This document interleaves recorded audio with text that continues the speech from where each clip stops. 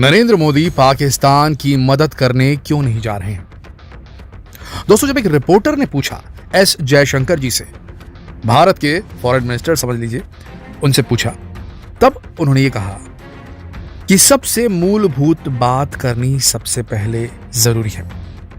कोई भी एक्शन, कोई भी बायलैटरल, कोई भी सहयोग हो, बातचीत हो, व्यापार हो, सहायता हो, ये तभी दी जा सकती है जब बेसिक नीड्स की पूर्ति हो। दो देशों के बीच, दो व्यक्तियों के बीच भी संबंध तभी मधुर हो सकते हैं जब बेसिक चीजें हों। अगर आप वायलेंस का साथ देंगे, टेररिज्म का साथ देंगे, तो हम आपके साथ कहां से आ सकते हैं? सीधा दो टुक जवाब दे दिया एस जयशंकर जी ने। लेकिन मोदी जी की फितरत तो फिर भी अलग है।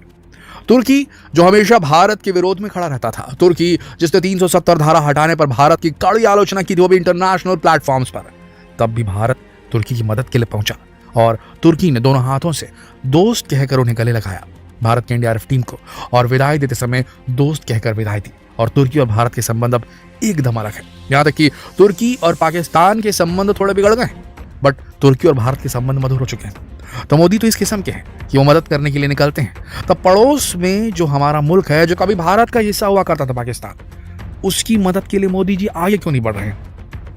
एक पॉइंट तो हमने बता दिया। एस जयशंकर जी ने क्या कहा, टेररिज्म पे पहले बात होगी, उसके बाद सहायता पे बात होगी। और ठीक बात है, सही बोल रहे हैं, लेकिन मोदी जी आगे क्यों नहीं बढ़ रहे?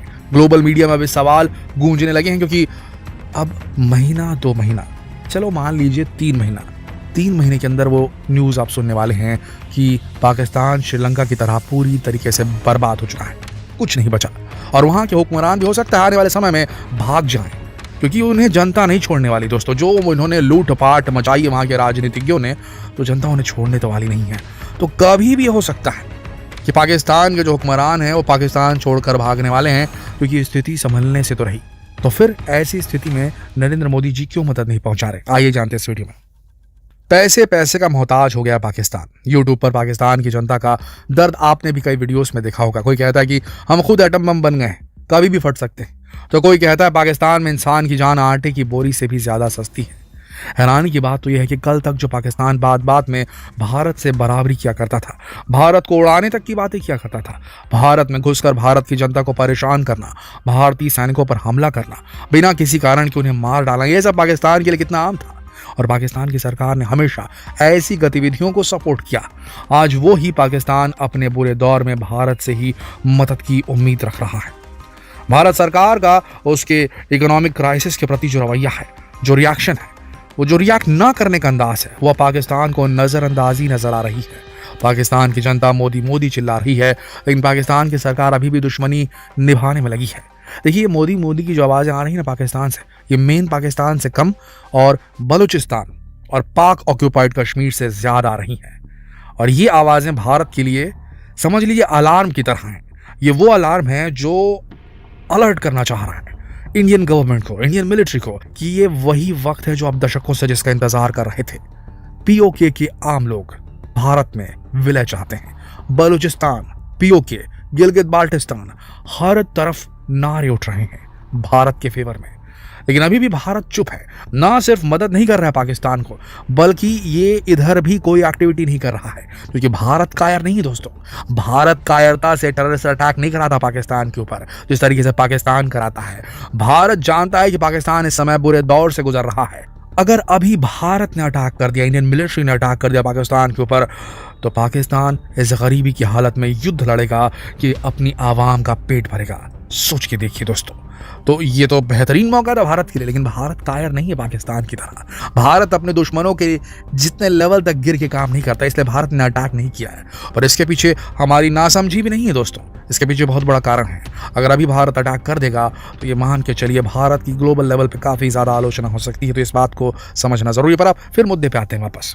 पाकिस्तान की मीडिया जो कल तक नरेंद्र मोदी का और भारत सरकार का मजाक उड़ाती नजर आती थी, वो आज मोदी की फैन सी बन गई है, ऐसा वीडियोस में नजर आ रहा है। पाकिस्तानी सरकार चीन से इतना धोखा खाने के बाद भी उसी का हाथ थाम कर बैठे रहने पर मजबूर है, पर अभी चीन ने थोड़ा बहुत फायदा पहुंचा दिया है। पाकिस्तान का वीकली इन्फ्लेशन 40% से भी ज्यादा बढ़ गया, यानी कि हर हफ्ते 40% कीमतें बढ़ रही हैं। सोचिए ऐसा होगा तो क्या होगा किसी देश का।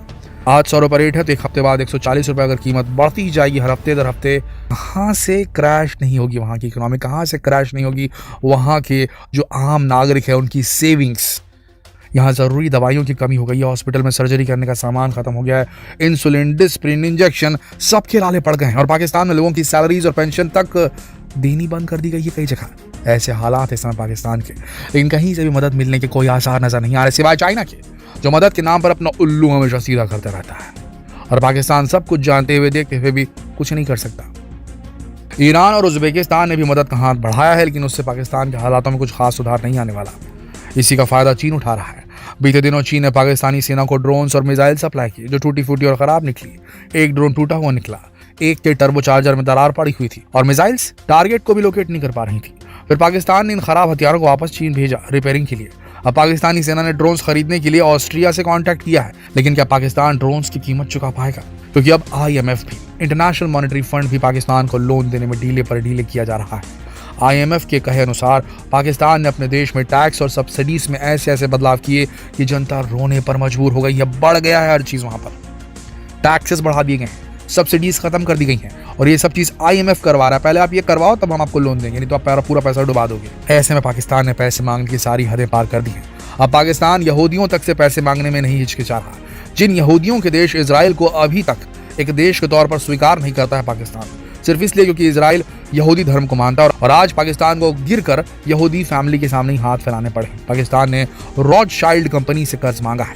रॉथशाइल्ड दुनिया की सबसे बड़ी इंडिपेंडेंट फाइनेंशियल सर्विस देने वाली कंपनी है और अभी तक अपनी फाइनेंशियल सर्विस से 30 देशों को डिफॉल्टर होने से बचा चुकी है। रॉथशाइल्ड यहूदी है, सोचिए जरा। 200 साल से परिवार इस व्यापार में और अब इनकी 7वीं पीढ़ी इस व्यापार को संभाल रही है, रॉथशाइल्ड्स की। पाकिस्तान अब हर उस देश और धर्म के आगे हाथ फैलाने पर पहुंच रहा है जिनके बारे में कल तक वो नफरत फैला रहा था।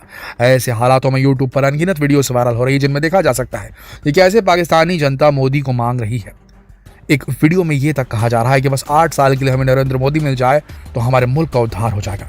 पाकिस्तान की ओछी हरकतों के बावजूद आज भी भारत के लोगों के सेंटिमेंट्स पाकिस्तान के लोगों से जुड़े हैं और इसलिए पूरे भारत में जाने कितने ही लोग ये सवाल उठा चुके हैं कि भारत क्यों मदद नहीं कर रहा पाकिस्तान की, क्यों मौन धारण किए हुए है। भारत की जनता का मानना है कि ऐसे में भारत को सब कुछ भुलाकर पाकिस्तान की हेल्प करनी चाहिए। लेकिन दोस्तों, बीते मंगलवार को एक्सटर्नल मिनिस्टर एस जयशंकर ने पाकिस्तान की मदद करने के आइडिया को डिसमिस कर दिया।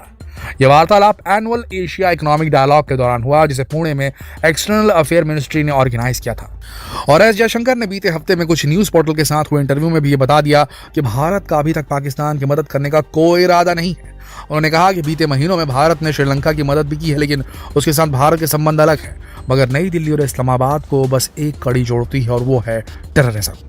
उन्होंने कहा कि अगर किसी देश की बेसिक इंडस्ट्री आतंकवाद है, उसी से उसको फंडिंग मिलती है, तो वो देश किसी मुश्किल हालात से बाहर आकर दोबारा समृद्ध कभी नहीं बन सकता। उन्होंने भारत के लोगों को ये भी ध्यान में रखने को कहा कि जैसे एक देश के लिए अपने इकोनॉमिक इश्यूज को फिक्स करना जरूरी है, बिल्कुल वैसे ही अपने पॉलिटिकल इश्यूज को भी फिक्स करना जरूरी है और अपने सोशल इश्यूज को भी फिक्स करना भी जरूरी है। उन्होंने पाकिस्तान का नाम नहीं लिया, लेकिन दोस्तों ये इशारा पाकिस्तान की तरफ ही था। पाकिस्तान के लिए उनका कहना था कि दूसरे देश तो बस ऑप्शंस और सपोर्ट सिस्टम ही प्रोवाइड कर सकते हैं। पाकिस्तान को अगर इस सिचुएशन से निकलना है तो उसे खुद ही टफ डिसीजंस लेने होंगे और अपने पॉलिटिकल सिस्टम को ठीक करना होगा। इस बात से आम भारतीय कितना इत्तेफाक रखता है बताइए। कितनों ही मदद दी गई पाकिस्तान को, वो चल नहीं पाया तो इसलिए नहीं चल पाया क्योंकि वहां पर पॉलिटिकल स्टेबिलिटी नहीं है। एक तो आर्मी वहां शासन करती है, आर्मी वहां का व्यापार संभालती है, ISI वहां पर हावी है। कोई प्रधानमंत्री बनता है तो उसको या तो मार दिया जाता है या उसे तख्ता पलट कर दिया जाता है। और जो प्रधानमंत्री बनता है, जो प्राइम मिनिस्टर बनता है, जो भी वहां की पॉलिटिकल पार्टी आती है, सब ने यही काम किया है, लूटो पाटो और कुछ नहीं करो। तो भैया जितना पैसा कोई भी देश दे दे, इंटरनेशनल मॉनेटरी फंड दे दे, कोई भी दे दे, वो तो सिस्टम ही वहां का गलत है। वहां पर जंगल राज है, जितना पैसा डालोगे वो खत्म हो जाएगा। और एक बहुत बड़ी बात कह दिया जयशंकर जी ने, जिस कंट्री का बेसिक प्रोफेशन टेररिज्म हो चुका है, यानी कि वहां की जो मिलिट्री है वो टेररिज्म को, मिलिटेंसी को प्रमोट करती है और उससे उसे उगाही करती है। यानी कि वो जाती है अरब देशों के पास में, यहाँ वहाँ जाती है, बोलती है कि हमको अम्यूनिशन दो, पैसे दो, ताकि हम वहाँ पर ये मुहिम चला सकें, कश्मीर को आज़ाद करा सकें। वहाँ से पैसा लेती है और उसके बाद वो पैसे से अपना जो भी करना चाहिए वो करती है, जिसका मेन बिजनेस ही ये है। उस कंट्री को आप पैसे देके क्या करोगे? उससे अच्छा पैसे मत दो, पूरा क्रैश होने दो सिस्टम को, वहाँ के पॉलिटिकल सिस्टम को, वहाँ के मिलिट्री के सिस्टम को।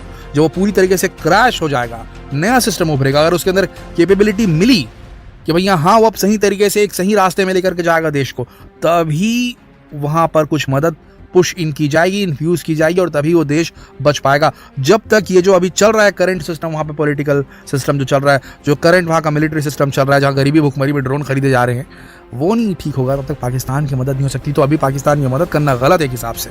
मदद करेंगे फिर खड़ा हो जाएगा, फिर वही काम करेगा। क्रैश होने दो, चरमराने दो पूरी तरीके से वहाँ के पॉलिटिकल सिस्टम को, उसके बाद फिर आगे देखा जाएगा। ये स्टैंड लगभग इनडायरेक्टली हम कहेंगे, डायरेक्टली तो नहीं कहेंगे, ये स्टैंड है इस समय भारत का, और इसीलिए मोदी कदम नहीं आगे बढ़ा रहे हैं और जयशंकर जी ने दो टूक शब्दों में कह दिया। तो आपको क्या लगता है कि अभी भी मदद की जानी चाहिए पाकिस्तान की? यस और नो नीचे कमेंट सेक्शन में लिख दीजिए। अगर की जानी चाहिए तो क्यों की जानी चाहिए, और नहीं की जानी चाहिए तो कुछ तो हमने आपको जवाब दे दिए, कुछ आपके मन में होंगे तो आप अपनी भी भड़ास निकाल लीजिए कमेंट सेक्शन में। लेकिन इस वीडियो को शेयर करना ना भूलिएगा दोस्तों, बहुत ही ज्वलंत मुद्दा है ये। शेयर कीजिए ताकि लोगों तक ये बात पहुंच सके कि भारत क्यों मदद नहीं कर रहा पाकिस्तान की। कल फिर मिलते हैं एक और आंखें खोल देने वाले वीडियो के साथ। तब तक के लिए आप सबका इस वीडियो के अंदर बने रहने के लिए दिल से धन्यवाद।